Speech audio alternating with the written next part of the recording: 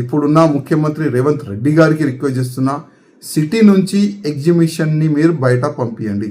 ఎందుకంటే ఏదైనా చిన్న ప్రమాదం జరిగితే ప్రాణ నష్టం ఎక్కువ జరగవచ్చు. గతంలో ఏ విధంగా ఒక మంటలు వచ్చిన ఎగ్జిబిషన్లో ఎంత ఇబ్బంది ఉండేది, కానీ ఇమీడియట్గా కంట్రోల్ అయింది అది. లేకపోతే చాలా వరకు ప్రాణ నష్టం జరిగేది.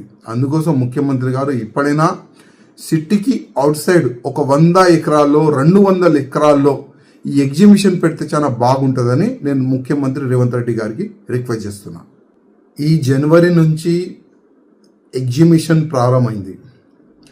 అది నా నియోజకవర్గంలోనే ఉంది ఎగ్జిబిషన్. ఎన్నో సంవత్సరాల నుంచి ఎగ్జిబిషన్ అయితే జరుగుతుంది. కానీ ఒకప్పుడు ఎగ్జిబిషన్ ప్రారంభమయ్యే సమయంలో చాలా తక్కువ జనాభా ఉండే, కానీ ఇవాళ జనాభా పెరిగింది.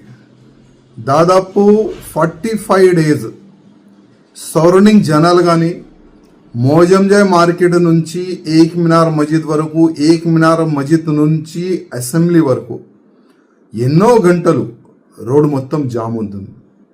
సరౌండింగ్ మొత్తం న్యూసెన్స్ జరుగుతుంది. నేను గతంలో కూడా అసెంబ్లీలో ముఖ్యమంత్రి గారు ఉండే అప్పుడు కేసీఆర్ గారు వాళ్ళకి రిక్వెస్ట్ చేసిన, ఈ ఎగ్జిబిషన్కి సిటీ నుంచి బయట ట్రాన్స్ఫర్ చేయండి. దాదాపు ఒక 100 ఎకరాల భూమిలో ఎగ్జిబిషన్ పెడితే మంచి ఒక సిస్టమేటిక్ ఎగ్జిబిషన్ జరుగుతుంది. ఇంకా గ్రాండ్గా ఎగ్జిబిషన్ కార్యక్రమం కూడా అక్కడ పెట్టుకోవచ్చు అని నేను అసెంబ్లీలో కూడా అప్పుడు రైజ్ చేసిన, కానీ వినలే.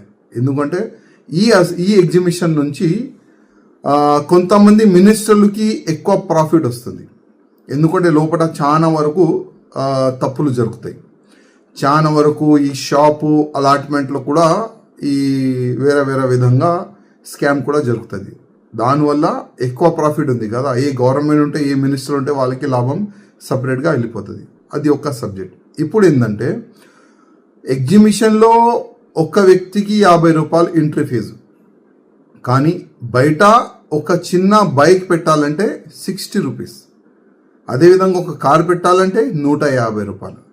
నేను పోలీస్ అధికారులతో తెలుసుకున్నా ఇప్పుడే, అసలు ఏంది ఇది, ఒక గవర్నమెంట్ కాలేజ్లో ఇట్లాంటి పార్కింగ్ చేస్తున్నారు, అసలు ఏం సంగతి అని అడుగున్నా. ఎందుకంటే చాలా వరకు జనాలు ఇంత డబ్బులు వసూలు చేస్తున్నారు, ఇంత రౌడిజం చేస్తున్నారని చాలా వరకు జనాలు వీడియోలు పెట్టినారు.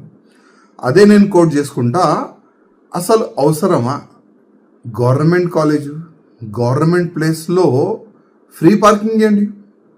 జనాలు మన తెలంగాణ జనాలే కదా, బయట జనాలు అయితే లేదు కదా.